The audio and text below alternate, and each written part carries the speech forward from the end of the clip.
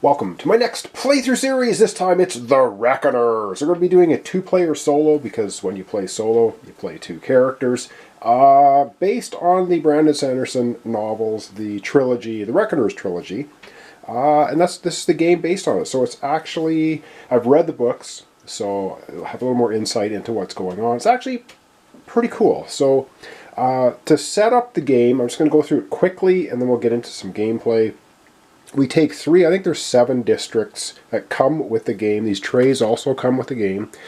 So we got the Millennium Park, the Loop, and the Museum Campus. And we're basically fighting epics. And what epics are superhumans that have special abilities, and they're all evil. In Sanderson, well, not all evil, they're 99% evil. There's a couple of them that are sort of neutral. And we're trying to defeat them. Steelheart is the main super epic that we are trying to defeat in this game. We're doing a standard game, so we have to research him 20 times, and we'll see how that works as we play. And then we have to do 20 damage to him. You'll also see how that plays. So before we look at our characters and stuff, let's just get our starting epics set up here. So we have this giant stack of possible epics we can run into. These horrible mutated superhumans, and we will get them set up. So let's zoom down. Alright, so these 3 trays represent New Cago, which is the city that these epics are terrorizing, and we're going to get things set up. So I've shuffled this deck. So our first one is going to be Frostbite up here at the Loop. So she basically has a research value of 2 and a health of 6. And if her research ever goes to 0, she's going to drop down to 4 health. So this just gets slid in here. And now this thing, little tracker here, goes 1, 2, 3. So she has 3 symbols to the left. And those will be important when she activates. We're going to try and keep that under control. So we're going to do that for each district. So the second one here, which is the Museum Campus, is going to have Refractionary. And so 2 and Infinity. And I forgot to set her, so 3 here. And so she has a 2 for research, and she has Infinity health, which means it can't actually damage her. Whereas Frostbite here has a 2 research value, and she has 6 health, so we can damage her. And you'll see how that works. It's a dice allocation game, basically. Finally, our final epic that we're placing here is going to be Kingmaker. He is 3. He also has infinite health. Okay, got a couple of infinite health ones. We're going to set the slider. 3 symbols. So 3 to research him, infinite health, we cannot hit him. Alright, let's continue on with setup. We've got actually quite a bit more stuff to do yet. So I should say the Reckoners, which is the 2 characters we'll be playing with, are just normal humans mostly. If you've read the books, you'd even know more of what's going on. This is the Reckoners base, and so to start it off, we have a total population of 40. So to 40 in here, and of course that marker.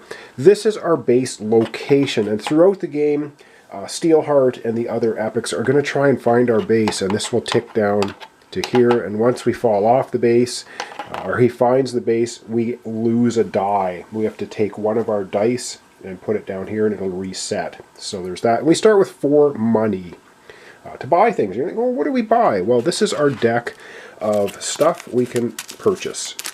So we'll give this a little shuffle. We're going to put 4 out, and we're going to see what they are. So the first thing we get is fuel cells, and we'll get into all these symbols and what they all mean. And are you kidding me? These sleeved cards don't fit in the trays. We have a jacket. Okay, that's kind of annoying. A camera, and we also have explosives, and the cost is in the upper right. We start with $4. Okay, well that's interesting that these sleeved cards don't fit in the tray. Alright, well they kind of fit. Alright, there we go. That's our initial purchase. Now let's take a look at Steelheart himself, because he has his own tray as well. Alright, so as I mentioned, Steelheart himself has his own tray, and we're playing on standard difficulty for 2-player, which means he has 20. So first up, we have to research his weaknesses before we can actually attack him. So we've set him at 20, and he has another tray that will be slotted in. Once we got his research down to 0, he'll have 20 health, and then we have to take him out. That's the idea. Now, these are all double-sided, this half and this half. We're playing a 2-player game. Standard, so we use 2A So just as an example, there are a bunch of other ones. There's like for 3-player, 4-player, 5-player, 6-player, and they're double-sided. So we're doing standard difficulty, which means we're going to use 2A on this side, and we're going to use the B side. This is one single thing, double-sided.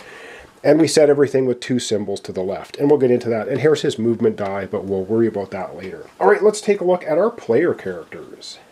All right, the first character we're going to be playing with is David, and he has a little nice miniature here. Miniatures are nice in this game. Pretty cool. He's got the blue base, and he's got 3 blue dice, as well as 3 clear standard dice. So that's his dice pool that he's going to start with. He also starts with, you see his image on the back of the card, he starts with improvise, which means once per turn, he can take any die and set it to any face value he wants. So if he rolls this one, then he can just pick 1 die and set it to anything he wants. Use that once per turn. All right. They also start off with one of these I forget what these are called, improvised tokens. They basically can be used as any die face. They can be used to move. There's a whole bunch of uses for them. They'll be collecting these as we go through. If you roll them on the die faces, right like that, you don't get to use it immediately. It will be set off to the side.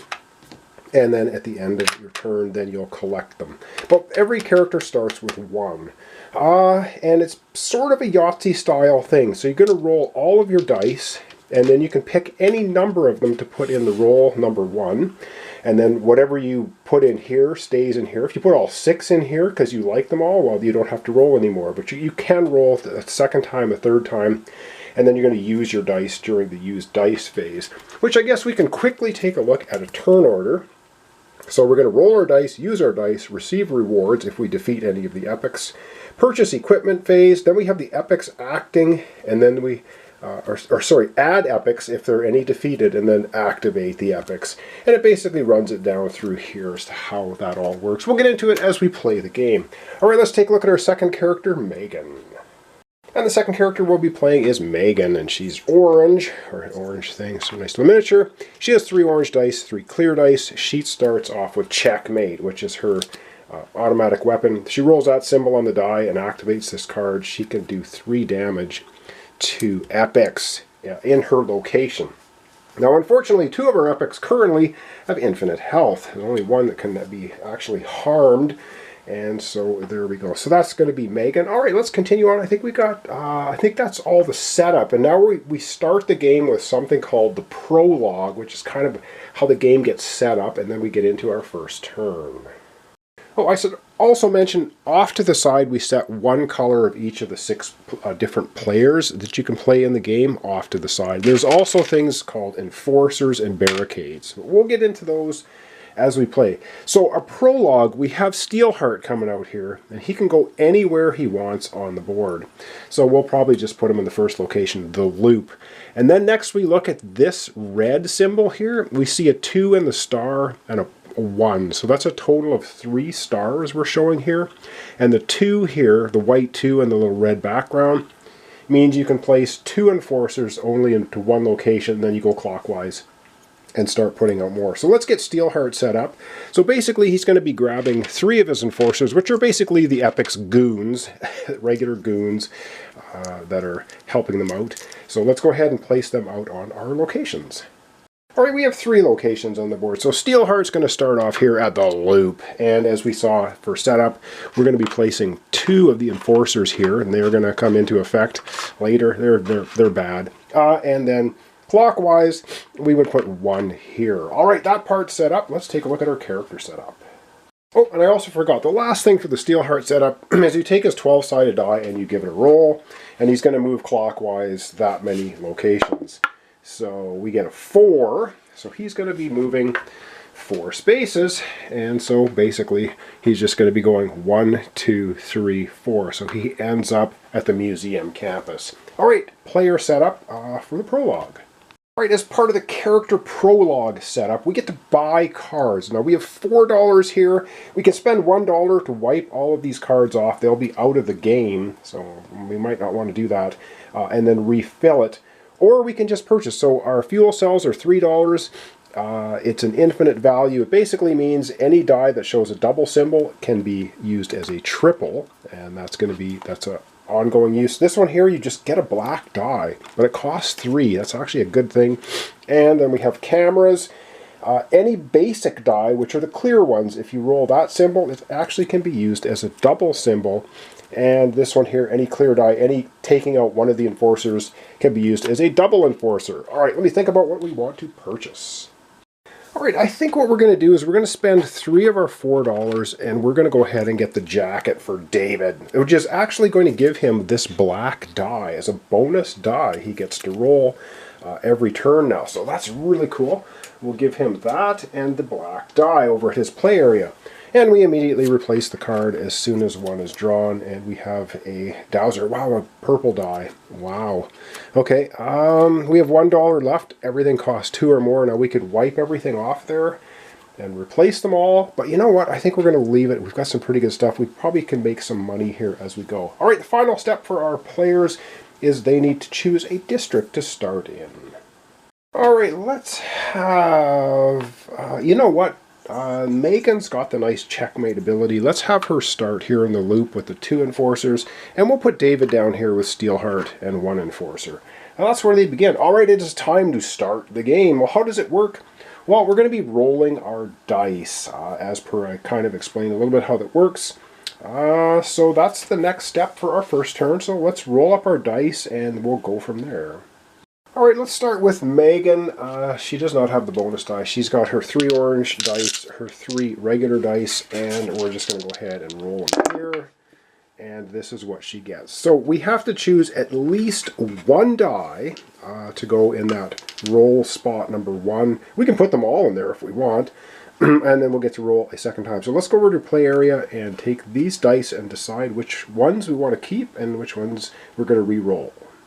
Alright, I think what we're definitely going to keep is this one for her checkmate gun, because if she uses that die on her gun, it gives her 3 hits at the epic Frostbite. Frostbite has a health of 6, so we can nail her there with 3 damage. And I think, what else is she probably going to keep another one of that, so that'll be a total of 4 damage she can do, and she'll probably keep that one as well, get rid of one of the enforcers. Alright, I think we got room here to roll. So this is her second roll now. And she's got another hit. She'll keep that hit. Another investigate. And another, oh, that gets rid of the other enforcer. You know what? She's going to just keep them all. Whoops. So that's it. So she doesn't have a third roll because she's allocated all of her dice. Alright, let's go and see what we're going to do with David's dice. And yes, limited table space. This game is just a 2-player that's taken up pretty much my entire table. Alright, his first roll with that extra die should be good. Now he's sitting at a location. Well, we're going to keep one of those. That's going to get rid of one of those enforcers. We'll also keep $1. We'll get some money. And we'll keep one of those. And he doesn't need any more of these. We have an infinity for the character. You know, we're gonna keep one of those too. Investigate. All right, for his second roll, looking for more investigates. I didn't get any of them. We have to keep at least 1 though, so we're gonna keep that one, and we're gonna roll for the third roll. And wow, these are absolute garbage. So there we go. Now, any die can be used for movement. So there's that. So not a total waste. All right, up next we're going to be starting to spend our dice. Now there's no turn order. Megan can go, then David can go, or David can spend all his dice back to Megan, back and forth. So let's figure out what all these dice can do for us. And, oh, hang on. I forgot. Once per turn he can take any basic die and set it. I think it's basic or any die. I think it might be any die and set it. I'm going to double check that, because if that's the case, we can take one of these and set it to an investigate symbol. And I'm pretty sure that's what that means. I think this is any die, but I'll double check. If it is, we're going to set it to the investigate. So yes, the improvise is change the result of any 1 die. So we've done that to here. All right, now it's time to start spending these dice on things. So let's figure out how we're going to do this. Mega's got 6 dice. Dave's got 7. So let's figure out what we're doing. And when we use a die, it just goes up into the top of the player area. There's 6 little boxes up there. It doesn't mean anything. It just means you've used them. It's a place to designate that you've used them. Megan is going to start off using her checkmate ability. And I think she's going to do that. So she spends that die, and she can do 3 damage to an epic. So there we go. She's at this location. And she's going to do 3 damage to Frostbite. So 1, 2, 3 Frostbite down to 3 health. If we get her to 0, I think we take her out. I'll double check the rules because I think you might have to be researched them to 0 to weaken them. But I think the weaken just means that's where their health tracker goes to. But I'm going to double check that. But anyway, I'm pretty sure she can do 3 damage to her right now. Yeah, absolutely valid. If we get Frostbite's health down to 0 here, we've defeated her, which is actually pretty good because Megan has a couple of the orange dice with this symbol on it. She'll spend the 2 of those doing 2 more damage, down to 1. If we can do 1 more damage, which we can with David, he's got one of those symbols. And you can also spend these for any dice face. So Megan could go ahead and spend her 1 token right now and just wipe out Frostbite. I wonder if she wants to do that. No, you know, it's not worth her doing that because she'll keep it. Because then David can go ahead and move over there and take out Frostbite. Okay, so we have 2 of these symbols for Megan. That means she can take out the 2 enforcers. They're wiped off the map. And she has 1 die remaining, and it's this one. But I don't know if she wants to actually. She might want to use her 1 token to move and then use this somewhere else. Let me think about that. Alright, she is going to use her 1 and only token. You can use it as any die face to move. She's going to move herself over here to the museum campus. Why is she doing it? Because she has this remaining. She's going to spend that to research refractionary by 1. Okay. That's all. Megan's used up all of her dice. We're over to Dave. Dave's got a bunch of stuff that he needs to do. He has 2.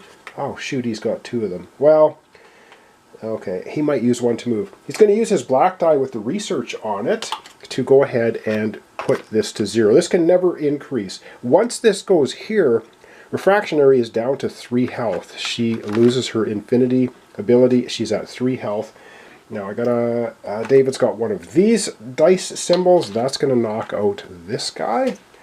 And let's see, I got to think about what else we want to do with the rest of Dave's dice. And while David's still here, he has 1 of these dice to spend, so he might as well do 1 wound. Fractionary, and that's it for that. So he has 4 dice left. He has a research. He has one of these symbol dice. He also has a token. He has a dollar value and another. He's got 2 of these. I might use 1 for moving. Let's go over to their base because I think he's going to spend his dollar die right now to increase our money by 1. Yeah, we're going to increase our money from 1 up to 2. Back to David. He's got 3 dice left. Alright, we want him to move. He's going to use 1 of these dice to move. You can use any die for a movement, it doesn't matter. He's going to move to the loop. He then has... Oh, why did I do 1 damage to this guy? That was not what I wanted. I'm going to retroactively put this guy back to 3. Dave was going to save his 1 damage to move over here to do 1 damage to Frostbite, which is effectively going to wipe her out. Frostbite is done, but we're not done. We're going to get her rewards, but she's been taken out. Sorry, that's how he should have done that. And then he's going to use this die to move, and he's going to move over here to Millennium Park, and he has 1 die remaining, research die, and he's going to start researching the weakness of Kingmaker. And, oh man, should we spend this to knock 1 of the tracks back on Kingmaker? Oh boy. Let me think about that. I think he might do that. He's going to spend his only token. This is bad. His only token, and he's going to move this back 1 on Kingmaker so that he has less activities when he activates. Alright, that was the end of our 2 characters. And yes, this is my first time playing, so I might be making some kind of bad moves, but we'll see how it works. All players simultaneously use their dice. Now, each epic defeated this phase will grant you a reward. Alright, let's take a look at the rewards. We've defeated Frostbite. 3 investigation on Steelheart. That's what this little crown symbol means, and we get 1 of these symbols to spend right now. So let's go ahead and do that. Alright, and we can spend these rewards in any order. So this is a contain epic, so we get to do 1. And the rewards on when you defeat an epic can be done anywhere. So containing an epic means moving the tracker 1 to the left, and we're definitely going to do that for Refractionary so she doesn't kill our population, because that's 2. Alright, we also have 3 investigation on Steelheart, so let's go ahead and do that, and that will be the end of that card. And of course, the name of the game is to get Steelheart and defeat him, so we go from 3, so he's at 20, he's going to go down to 17. So we got to get this to 0 so we can start hitting him with actual health damage. And then if we get him to 0, he's going to lose. Alright, that was receiving our rewards. Now we can purchase equipment if we want. We've got $2 to spend. Let's see if we want to buy anything for our characters. And I can see this game getting really brutal. Alright, we have $2. We're going to spend both dollars. We're going to get the camera, and we're going to give that to Megan. Which means any of our clear dice that we roll, any 1 symbol can become 2 symbols. That's basically what that means. So Megan now has that ability as well. But we have 0 money, 0, and the next thing, oh, a gauze gun. Giving us a red die for $3. Wow, pretty nice stuff. Alright, that's it for that phase. And now it is add epics, if we have defeated any, and we did. Alright, it's time to add epics. We take one off the top of the deck, and we find out we have Zodiac. Oh, great. He's going to have 3 investigation on him and 7 health. And when you add a brand new epic, they only get 1 symbol. They will activate this time, which is unfortunate, but they just go to the leftmost symbol. And so there we have it. Alright, so he's going to be at 3 and 7 health. He's a pretty tough character. Some pretty good rewards for defeating him, though. And that's going to be the end of adding epics. Now we're into activate epics. And so add a return to just start with Steelheart City District and proceed clockwise. Well, okay, we had to just add 1. Activate all epics. Start with the epic in Steelheart City District and then proceed clockwise. Finally activating Steelheart. Do not forget to move him. Okay, yeah, we're going to start down here with Refractionary. Alright, we start off where Steelheart is. Oh yeah. And we're going to be doing Refractionary first. You start at the left and you move to the right until you get to this little bracket, and then you stop doing the activities. So we knocked her down once, so we're not going to lose some civilians there. So that's good. So the first thing is we're going to increase her research and health by 1. This has already been to 0. She's been weakened, so she's not going to get that. That doesn't happen. But she is going to increase her health by 1, 3 to 4. Now the next one, we see the black symbol there. That is going to increase Steelheart's ability, that one. So let's go ahead and tick that up by 1. And Steelheart goes last, so this is bad. So this is the black symbol here, so this one going to tick up 1. And I should say for Steelheart, every time you have to move it up and you can't, you're going to see we're starting losing population. Alright, that was Refractionary done. We're going clockwise over to Kingmaker. And have I mentioned it's all bad. So Kingmaker, yes, his starting on the left, his research going to go up by 1, and his health will go up by 1, but he's at infinite health, so it's not going to matter.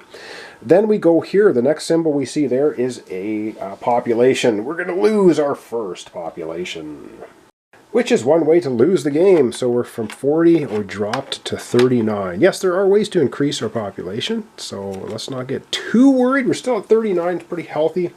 That was Kingmaker going over. We go now to Zodiac. And Zodiac just popped onto the board, and he's got the black symbol there. So yeah, we're going to go over to Steelheart and increase that another 1. Alright, Steelheart. Oh boy, this goes up another one. Oh, this, I don't know why these are sticking in here. Oh, boy, that was tough to move. Alright, that's terrible. And now that we're at Steelheart, now Steelheart activates. And he activates starting at the top and moving down to the bottom. And at the very end, he's going to roll a die and move again, I believe. I'm going to double check that. So starting off here, we've got a population once and twice. He's going to knock out 2 population. Okay, population 1, 2. Steelheart, not a happy boy. All right, we're going down to the next part of the track. Oh, this next one is painful. This is, each one of these represents 1 movement for discovering a Reckoner base, which will weaken our player characters.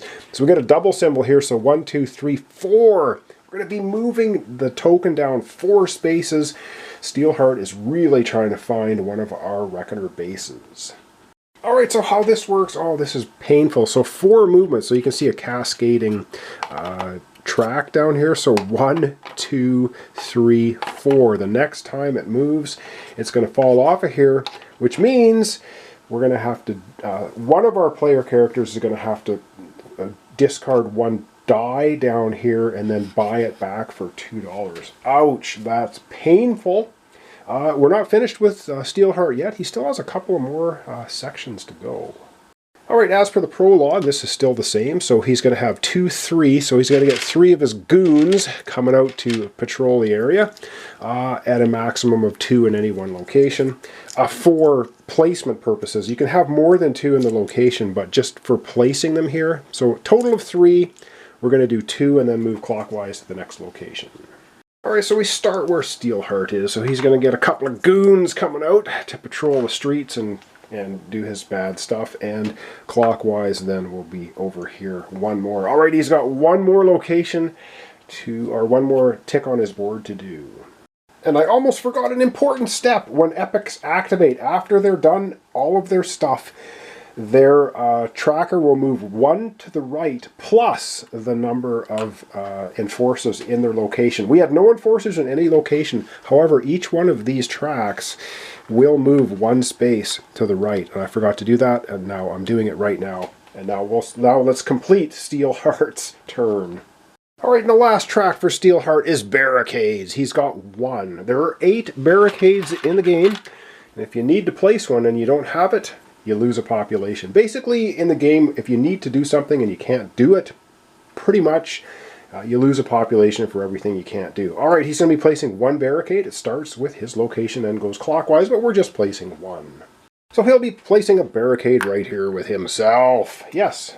I should mention barricades stop you from moving into a district. They stop you from moving out of a district. You can use any die to get rid of a barricade, I believe. Yeah, any die can just remove a barricade. So there we go. And also those tokens, which now we are completely out of because we spent our 2 tokens. If I can grab one out of these tokens here. Alright, lastly, we're going to roll a die for Steelheart. He's going to move clockwise that many spaces. Alright, so last up, we're going to take his 12-sided chunky die here. We're going to give it a roll. And he gets a 2, so he's going to move 2 districts clockwise. He's going to go here. He's back to the loop. And that is going to end off our playthrough, our first turn of the Reckoners, using Megan and David. And you can see, I think we might be in a bit of trouble. This is going to be a pretty tough game. I like the dice allocation. It's pretty cool. We'll see how it goes. Thanks so much for watching along. Thanks for your comments, subscriptions, likes. Reckoners, 2-player solo. Yes, you play 2 characters when you're playing solo. And I'll see you tomorrow, hopefully, for a continuation.